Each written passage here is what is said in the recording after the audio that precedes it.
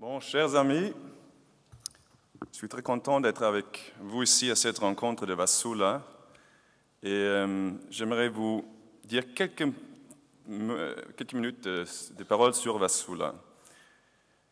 Le charisme de Vassula est vraiment un particulier, spécial, donné par Dieu. Vassula est une, comme nous tous, une personne comme toutes les autres personnes dans le monde. Mais elle a un don particulier qui est le don, un charisme pour la réconciliation et pour l'unité. Avant tout, l'unité des églises. Et ça, c'est un don qui est très important pour nos jours, où il y a tellement besoin de réconciliation. Le charisme prophétique, comme vous savez tout, a toujours été contredit. Ça fait partie de l'Ancien Testament. Les contradictions des prophètes, ça fait partie du destin des prophètes. Et Vassula n'en est pas une exception. Vous savez, il a été une notification dans l'an 1995 et il a été dit que cette notification, c'était une condamnation. On a eu même des articles qui en parlaient que ce soit une condamnation. Ça, c'est faux, c'est un mensonge et c'est vraiment faux. J'aimerais bien mettre ça au point parce que j'ai eu l'occasion de rencontrer le cardinal Ratzinger plusieurs fois et dans l'année 1998, il m'a accordé une interview sur la prophétie chrétienne. C'est ma thématique de recherche particulière. Je fais ma thèse du doctorat à Rome sur la prophétie chrétienne. Donc, on a parlé de ce charisme dans l'Église qui est très, très important. Et à la fin, je lui ai demandé aussi pour Vassula. Je lui ai dit, Éminence, il y a beaucoup de monde qui disent que l'Église aurait condamné Vassula. Est-ce que c'est vrai? Et puis, il a répondu nettement, très, très clair, c'est pas vrai. La notification n'est pas une condamnation. C'est une mise en garde, mais ce n'est pas une condamnation. Et nous sommes en train, c'est le premier pas dans un long procès de discernement.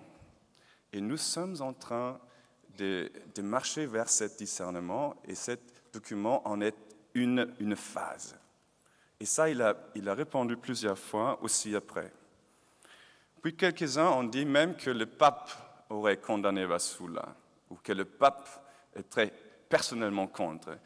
Ça aussi, c'est simplement pas vrai. Et là aussi, je peux témoigner de personnes du côté personnel.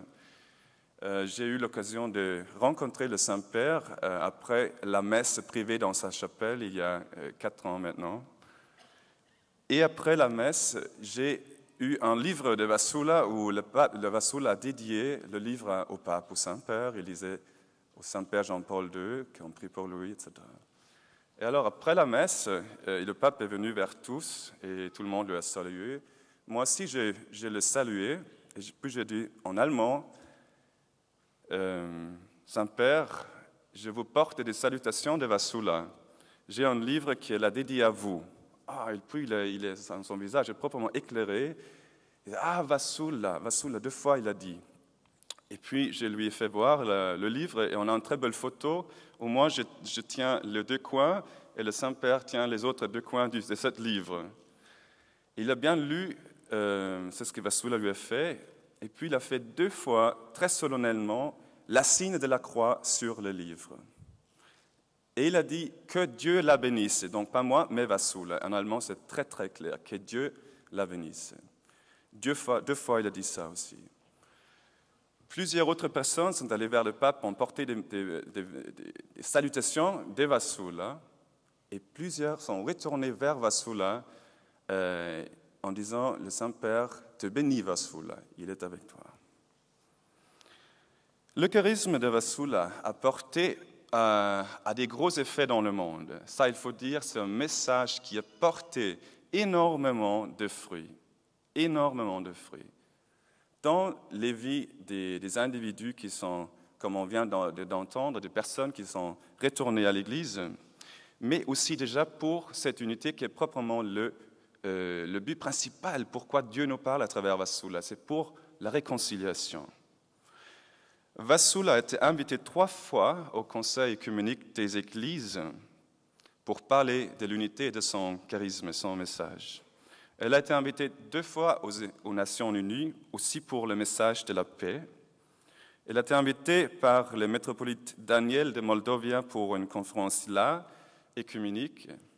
Et dernièrement, elle a été invitée à Farfa. Ça, c'est un centre œcuménique auprès de Rome, où la thématique était l'œcuménisme et la spiritualité. Et donc, le message, disons, c'est ce que Vasula peut et fait, qu'elle donne au dialogue œcuménique, c'est proprement cette approche spirituelle de l'œcuménisme. Parce que l'œcuménisme, ce n'est pas seulement des dogmes qui viennent réconcilier, mais c'est la vie, c'est l'unité, c'est vivre dans nos cœurs l'unité. Et c'est là que Vasula est venu et a porté beaucoup de bien à cette conférence. Et dernièrement, ça c'est la dernière chose que j'aimerais participer avec vous, le Seigneur est en train, il semble, de porter aussi Vasula dans ces temps tellement difficiles dans le monde, à travailler pour la réconciliation, pour la paix, pas seulement entre les églises, c'est toujours son charisme principal, c'est l'unité entre les églises, mais toujours plus aussi le Seigneur lui demande de travailler pour la paix entre les différentes foi. Et déjà 3 fois, elle a été invitée de parler à des gros congrès interreligieux. Comme ça, son message a touché beaucoup de gens, spécialement en Asie. Et Vasula vient de recevoir la médaille d'or pour la propagation de la paix dans le monde.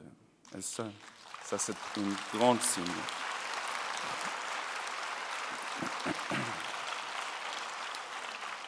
À cette occasion, il y avait des musulmans, des hindous, et celui qui a donné cette médaille, une très belle médaille d'or, tout embellie, c'est un moine bouddhiste, le président de ce temple à Dhaka, au Bangladesh. Je suis très content de pouvoir dire le bienvenu à Vasula, remerciant à Vasula pour tout ce qu'elle fait pour la réconciliation dans un temps où il en a vraiment besoin.